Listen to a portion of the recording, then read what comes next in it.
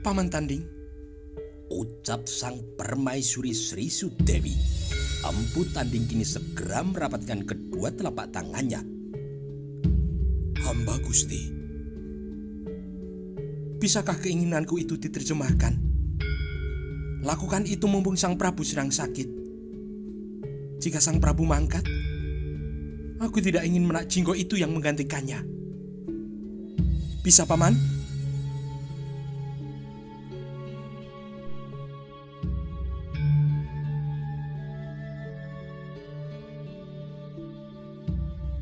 Empu Tanding tidak memiliki jawabannya. Ia kini hanya mengangguk. Jika Brewira Bumi berhasil dimusnahkan, setidaknya semua dendam telah terbalaskan. Gagasan yang muncul sudah sejak lama itu begitu menggebu-gebu, serasa tidak sabar lagi untuk mewujudkan. Bahkan jika perlu, tidak hanya Menak Jinggo itu yang dimusnahkan, ibunya sekalian. Perempuan dari Teluk Pangpang itulah yang seharusnya menjadi sasaran bidiknya karena dialah perusak rumah tangganya. Oleh kehadiran Bimiaji, sejak saat itu pula Sang Prabu tidak mempedulikannya. Tidak sekalipun Prabu Hayam Wuruk pulang ke istana Giri. Menak Jinggo atau Brewira Bumi dibunuh adalah gagasan yang bagus. Dyah Nertaja Rajasa Dwi Teswari melihat gagasan itu benar-benar adalah sebuah gagasan yang bagus. Akan tetapi, buat apa bagi Wikramawardhana? Tanya perempuan itu dalam hatinya. Seharusnya yang dibunuh tidak hanya Menak Jinggo, tetapi juga setan alas dari Japanan itu.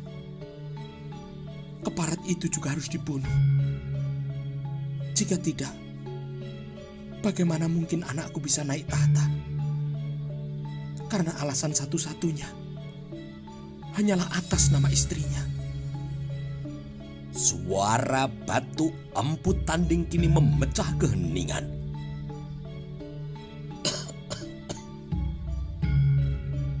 Jadi semua setuju jika Menak Jinggo itu dihabisi? Tanya Empu Tanding. Arah mata Empu Tanding sedang diarahkan kepada Dyah Nertaja. Dengan demikian, pertanyaan itu sedang ditujukan kepadanya. Aku setuju, Paman. Namun orang yang harus dilenyapkan, aku rasa tidak hanya Menak Jinggo. Kuda Narapatia itu juga harus dilenyapkan. Bagiku, sumber masalah yang sangat mengganggu Wikramawardhana justru adalah orang dari Japanan itu. Ia ganjal yang sangat mengganggu dan juga sangat membuat risih. Apalagi beberapa hari yang lalu, ia juga berani menghinaku. Sakit rasanya ada orang yang berani kurang ajar kepadaku. Madu Dewi kini hanya diam. Dwi Tendu Dewi juga terdiam. Waktu yang bergerak dibiarkan tanpa seorang pun yang berbicara menjadi sebuah pemborosan waktu. Namun itulah gambaran yang paling sempurna. Betapa luar biasa usulan-usulan yang dilepas dalam pertemuan itu. Adalah kini Madu Dewi yang terkaget-kaget bahwa keputusan Hayam Wuruk memang harus ditentang. Ia paham soal itu. Namun ikut terlibat mendalangi pembunuhan-pembunuhan, Madu Dewi tiba-tiba merasa sangat miris. Aku rasa dengan telah dilenyapkannya Brewira Bumi, tuntaslah sebagian persoalan. Dendam dan sakit hati Kangbok Prameswari sudah terbayar. Hanya saja, siapkah kita semua melihat kenyataan bahwa pemuda dari Japanan itu yang harus kita sembah sebagai raja atas nama istrinya? Dengan kematian Kakang Prabu, sama sekali tidak ada alasan bagi Wikramawardhana untuk kemudian naik tahta. Dan aku sangat tidak senang di bagian ini, ucap Dyah Nirtaja Rajasa Dwiteswari. Udara sebenarnya telah berubah arah dari yang semula gerah bergerak ke arah dingin karena hujan kemudian turun dengan deras. Akan tetapi ruang belakang rumah Empu Tanding yang digunakan dalam pertemuan itu kini semakin mendidih dan gerah, makin panas dan menyebabkan sebagian besar kerabat raja itu dibelit nafsu angkara dan amarah. Dan akhirnya Madu Dewi terpaksa menyampaikan sikap yang berbeda. Aku merasa tidak nyaman dengan usulan itu. Aku tidak setuju dengan pembunuhan-pembunuhan. Kalau dipaksakan, maka aku tidak akan ikut campur. Aku tidak akan melibatkan diri, ucap Madu Dewi. Ucapan Madu Dewi itu sangat mengagetkan hingga menyebabkan Empu Tanding seketika merasa tidak nyaman. Manakala segenap kerabat istana telah satu kata, Empu Tanding siap melaksanakan keputusan dalam pertemuan itu dengan sepenuh hati. Namun ketika ada salah seorang di antara kerabat yang bersikap berbeda, Empu Tanding melihat hal itu sebagai salah satu sumber masalah di kemudian hari. Gerakan dan tindakan yang mestinya dirahasiakan kemungkinan bisa bocor kemana-mana. Apalagi bila pihak yang tidak setuju itu nantinya memberikan kesaksian. "Kenapa Gusti Putri?" tanya Empu Tanding yang tidak bisa meredam rasa ingin tahunya. Madu Dewi mengedarkan pandangan matanya memperhatikan segenap wajah satu demi satu. Masing-masing kerabat kini membalas tatapan mata itu. Menurutku, gagasan yang muncul dalam pertemuan ini sudah sangat kebablasan. Upaya agar jangan sampai Briwira Bumi menggantikan Sang Prabu apabila terjadi keadaan yang amat khusus, aku masih bisa menerimanya. Aku berharap dari pertemuan ini bisa ditemukan cara agar rencana Kakang Prabu bisa dimentahkan. Namun dengan rencana pembunuhan itu, meskipun aku tidak melakukannya, aku ikut merestui. Itu sama halnya dengan aku melakukan pembunuhan. Tidak adakah cara lain yang bisa digunakan tanpa harus mendalangi pembunuhan-pembunuhan itu? Apalagi terhadap Kuda Narapatya. Aku tidak bisa membayangkan betapa akan remuk hati Sekar Kedaton kalau nantinya suaminya dibunuh. Rasa tidak nyaman itu muncul dan menyeruak.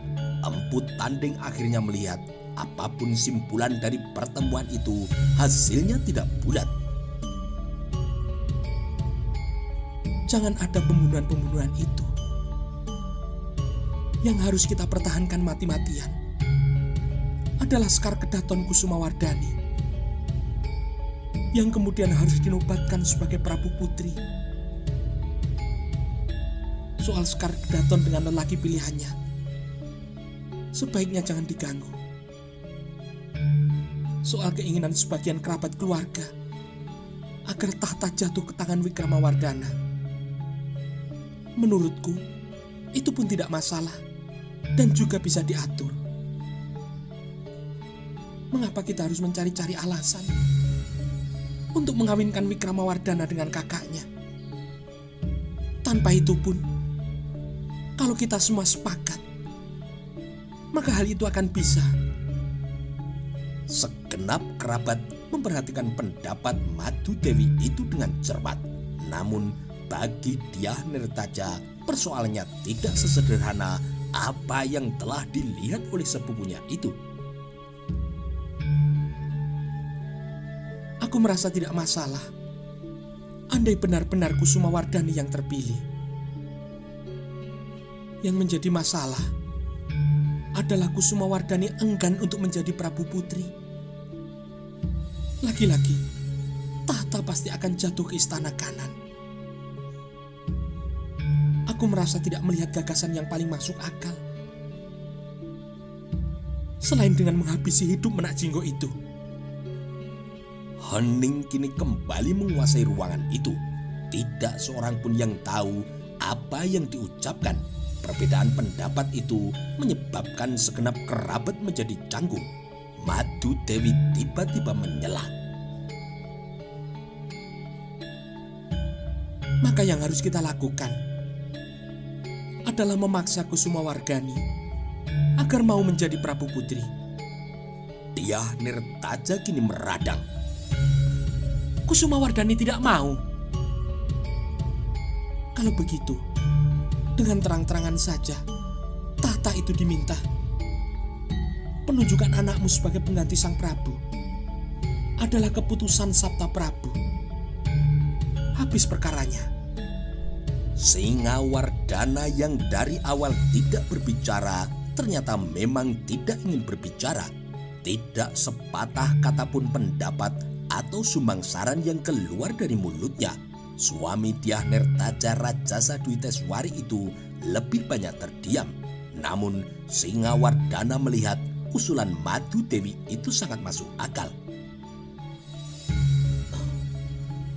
Sabta Prabu memang harus satu kata, ucap Singawardhana dalam dirinya sendiri. Tiba-tiba Madu Dewi kini berdiri.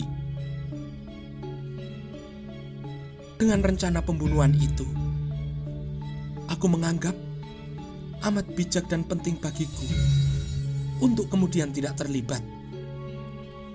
Aku ingin hidup tenang, tidak terbebani oleh masalah duniawi. Ke depan, aku bahkan ingin mengikuti jejak nenek Raja Patni. Aku tidak mau belepotan dosa karena mendalangi pembunuhan-pembunuhan itu. Di luar kepentingan dan semua talik ulur itu, ada baiknya aku menyarankan untuk kalian berdoa. Semoga kesehatan sang Prabu segera pulih. Bagiku, ia adalah kakak sepupuku. Bagi Kang Mbok Prameswari, bagaimanapun, Kang Mas Hayam Wuruk adalah suaminya. Bagi Kang Mbok Ayu Nirtaja, Kakang Prabu adalah kakak kandungnya.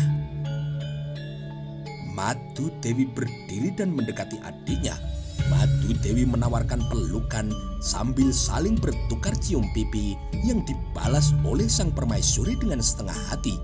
Dalam siraman hujan yang amat deras, kereta kuda yang membawa Madu Dewi meninggalkan wisma kediaman Empu Tanding. Seorang abdi emban memayungi Madu Dewi agar tidak basah oleh hujan ketika memasuki kereta kudanya.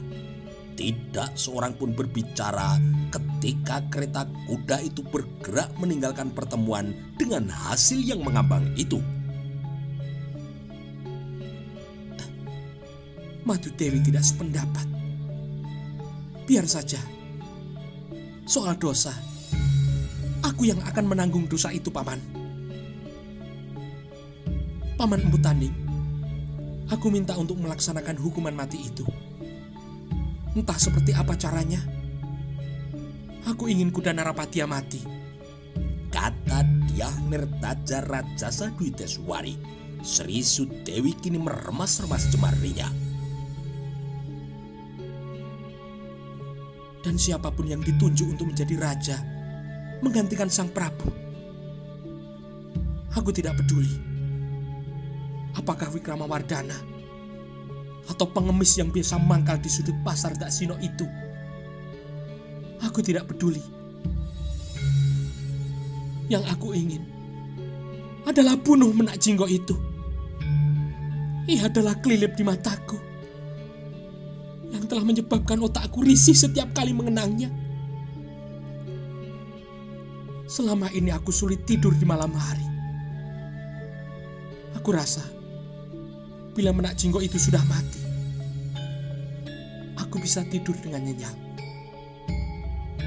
Sejak itu, aku akan mencari kepuasan hidupku meskipun tidak kuperoleh dari Sang Prabu. Aku nantinya bisa mendapatkannya dari siapa saja. Dari pekadek kuda, atau dari siapapun. Aku tidak peduli.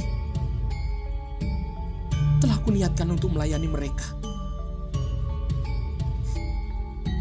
Kata demi kata yang diucapkan oleh sang permaisuri Padukasori benar-benar penuh dengan penghayatan hingga menyebabkan Empu Tanding merinding. Ia tidak berhasil mencegah bulu-bulu kudunya yang serentak kemudian bangkit. Duduk di belakang suaminya, Nyai Empu Tanding mengalus-alus dadanya. Nyai Empu Tanding amat bisa membayangkan penderitaan Padukasori Sri Sudewi karena sering berkunjung ke istananya. Dalam kunjungan itulah Nyai Empu Tanding mendengarkan keluh kesah macam apa yang diucapkan oleh Sri Sudewi. Pertemuan di kediaman Empu Tanding itu kini berakhir tanpa simpulan yang tegas. Empu Tanding tidak memberikan kesanggupan yang tegas bahwa ia akan memenuhi keinginan permaisuri dan adik raja itu. Empu Tanding merasa tidak mungkin menjanjikan kesanggupan itu karena salah seorang kerabat kini telah bersikap berbeda. Madu Dewi yang tidak sependapat itu bisa saja berbagi dengan Mahapati Gajah Enggon, dan apabila hal itu terjadi bisa menjelma menjadi sebuah masalah yang besar. Sri Sudewi baru saja turun dari kereta kuda yang membawanya kembali ke istana kediaman Ibu Suridyahuyat ketika seorang emban datang mendekat. Emban itu kini menyembah dan meminta perhatian. Ada apa, Emban Kandi? Tanya Sri Sudewi. Hamba Gusti, seorang prajurit memohon izin untuk menghadap Gusti Putri guna menyampaikan sebuah berita penting. Sri Sudewi kini mengerutkan keningnya. Berita penting apa? Hamba sudah menanyainya, tetapi prajurit itu hanya mau menyampaikan kepada Gusti Putri secara langsung.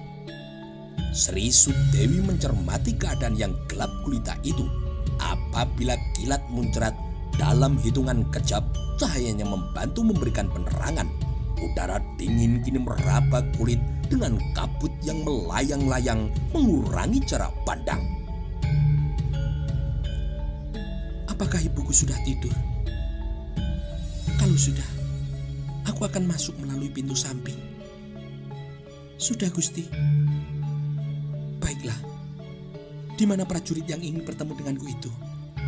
Tentu oleh sebuah alasan yang sangat penting sehingga seorang prajurit memaksa menghadap meskipun malam telah menukik. Di pendopo istana kediaman Ibu Suridyahuyat, prajurit itu bergegas menyembah melihat Sri Sudewi datang mendekat. Dalam siraman cahaya lampu obor yang mobat-mabit dipermainkan angin, Sri Sudewi bisa melihat wajah prajurit itu dengan sangat jelas. Kau siapa dan apa keperluanmu? Tanya Sri Sudewi. Prajurit itu masih melekatkan kedua telapak tangannya. Kali ini dengan perlahan kedua tangan itu digerakkan ke depan dadanya. Mohon maaf, Gusti. Apa yang harus hamba sampaikan? Tidak boleh ada orang yang mendengar. Sri Sudewi kini mengangguk dan dengan isyarat tangannya meminta Emban Kandi untuk menjauh. Sri Sudewi kemudian mengangguk mempersilakan. Bicaralah. Hamba Mahesa Arga. Hamba menghadap atas nama calon istri hamba. Ucapan prajurit bernama Mahesa Arga itu terasa aneh, apalagi kedatangannya atas nama calon istrinya. Siapa calon istrimu? Dan apa kepentingannya? Calon istri hamba bernama Emban Ragaweni, jawab Mahesa Arga dengan setengah berbisik. Jika ada air panas yang disiramkan ke wajahnya, itulah yang dirasakan Sri Sudewi atas nama rasa kaget yang bukan kepalang. Sri Sudewi terhenyak dan tangannya seketika gemetar tidak terkendali. Apa? Maesa Arga kini merasa apa yang disampaikan itu sudah cukup jelas. Ia tidak merasa perlu untuk mengulang ucapannya. Di mana Ragaweni? Maesa Arga kini menyempatkan memperhatikan keadaan di sekitarnya, meyakinkan diri sendiri bahwa benar-benar tidak ada orang yang ikut mendengarkan pembicaraan itu. Menurut pendapat Ragaweni, Gusti Putri diminta untuk kembali ke Istana Giri. Masih menurut Ragaweni, keputusan Gusti Putri untuk tidak mau tinggal di Istana Giri justru adalah keputusan yang salah. Gusti Putri harus kembali.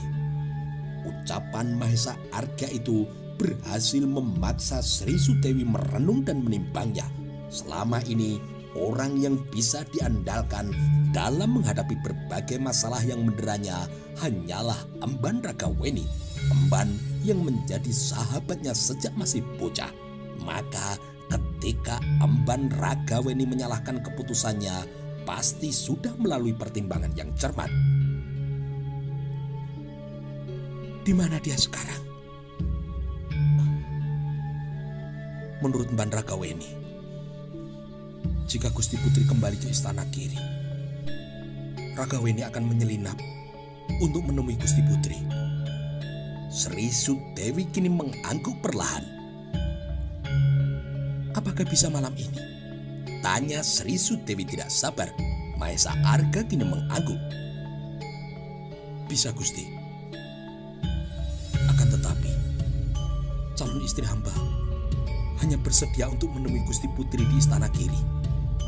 Tidak mungkin di tempat yang lain. Sri Sudewi kini menimbang.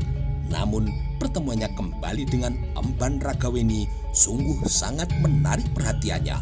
Sri Sudewi tidak sabar ingin mendengar peristiwa macam apa saja yang telah dialami oleh sahabatnya itu, terutama oleh mencuatnya pertanyaan siapa orang yang berhasil mempengaruhi sang Prabu sehingga berkenan untuk memaafkannya.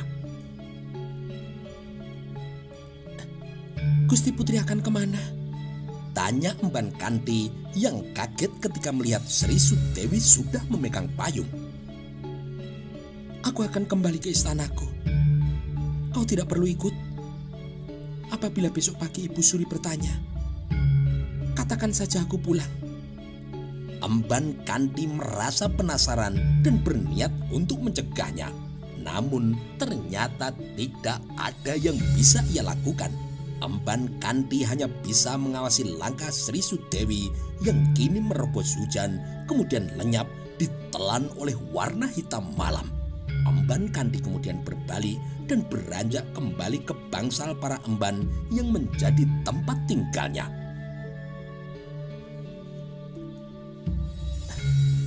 Ia di mana? Tanya Sri Sudewi setelah ia berada di istananya sendiri. Namun suara batuk yang sangat dikenalinya menjawab pertanyaan itu, disusul pemilik suara yang muncul dari sudut kegelapan. Gila, ternyata benar kau Ragaweni, desis Sri Sudewi. Di ruang bagian dalam yang tertutup dan terkunci rapat di bawah siraman 4 buah lampu yang diletakkan pada sudut-sudutnya, Sri Sudewi memandang Emban Ragaweni dari ujung kepala sampai ujung kaki. Dengan penampilan seperti laki-laki dan dengan dandanan mirip prajurit, tidak mungkin bagi Sri Sudewi untuk bisa mengenalinya.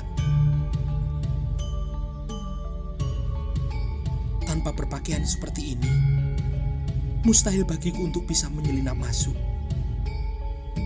Penjagaan di luar sangat rapat. Entah atas perintah siapa, penjagaan semacam itu dilakukan. Ucapan Emban Ragaweni itu memaksa Sri Sudewi mencuatkan alis dan kini keningnya berkerut. Penjagaan sangat ketat. Tanya Sri Sudewi dengan heran. Benar, jumlah prajurit yang menjaga Pura Waktra ditambah berlipat 2 atau 3 kali. Demikian pula dengan pintu-pintu yang lain. Aku lihat banyak prajurit di balik prajurit yang di sebelah tata kerambat maupun di balik prajurit yang besar. Sri Sudewi akhirnya mengangguk. Ia kini merasa telah menemukan jawaban dari keadaan yang amat aneh itu. Mungkin karena sang Prabu jatuh sakit. Mungkin Laksamana Nala merasa akan ada perebutan kekuasaan yang berdarah-darah, sehingga istana harus diamankan. Bisa juga perintah melipat gandakan penjagaan itu berasal dari Mahapati Gajah Enggon. Untuk bisa berbicara dengan leluasa, Sri Sudewi kemudian menyeret Emban Ragaweni ke ruangan yang lain. Maesa Arga kini menempatkan diri menunggu di luar pintu.